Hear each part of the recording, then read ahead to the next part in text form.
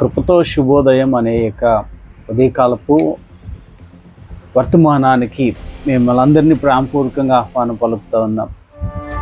ప్రతిదినము ప్రభు మనతో మాట్లాడబోతుంటున్న మరొక ప్రాముఖ్యమైన విషయాన్ని మనము ప్రభు లేఖనాలను బట్టి మనం ధ్యానించుకుంటూ శుభోదయాన్ని మనము ప్రారంభించుకోవడానికి ప్రయత్నం చేద్దాం. మన పితరులు అనేక మంది దేవుని యొక్క బలము చేత వారు నడిపింపబడ్డారు గనక శ్రేష్టమైన దీవెనలు వారు పొందుకున్నట్టుగా వారి యొక్క చరిత్ర ఇంకా మనం జ్ఞాపకం చేసుకుంటే రహస్యం ఏంటి అని అంటే దేవుని లేఖనాల్లో నుండే ఈ దినాన్ని మనము జ్ఞాపకం చేసుకుందాం.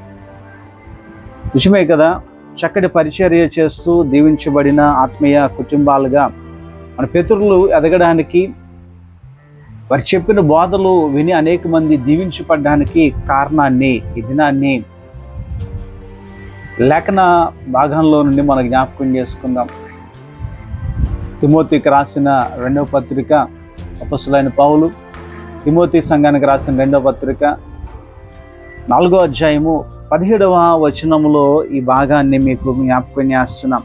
4వ అధ్యాయము 17వ వచనము అంటున్నారు, అయితే నా ద్వారా సువార్త పరిపూర్ణంగా ప్రకటింపబడి నిమిత్తము అన్యజనులను దాన్ని విని నిమిత్తము ప్రభువు నా ప్రక్కన నిలిచి నన్ను బలపరుచును గనుక నేను సింహముల నోట నుండి తప్పించబడి తిని.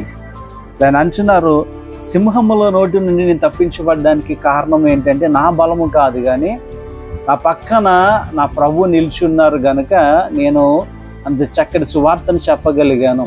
నిజమే, ఈ దినాన్ని నీ బలం ఎక్కడుంది? వారి బలం అయితే, మన పితరుల బలం అయితే దేవుల్లోనే ఉందని వాళ్ళు చెప్తూ ఉన్నారు. ఈ దినాన్ని నీ బలము నువ్వు సంపాదిస్తున్న కోట్లలో, లక్షల్లో, నువ్వు చేస్తున్న వ్యాపారము, నువ్వు చేస్తున్న ఉద్యోగంను బట్టి ఉందనుకుంటున్నావా? ఒకవేళ అలా అనుకుంటున్నట్లయితే నేను నీవే మోసపుచ్చుకుంటున్నావు. చూడండి, ఈ మాట, మరొక మాట మీకు ఎదుకాల సమయంలో జ్ఞాపకం చేయాలని ఆశపడుతూ ఉన్నాం.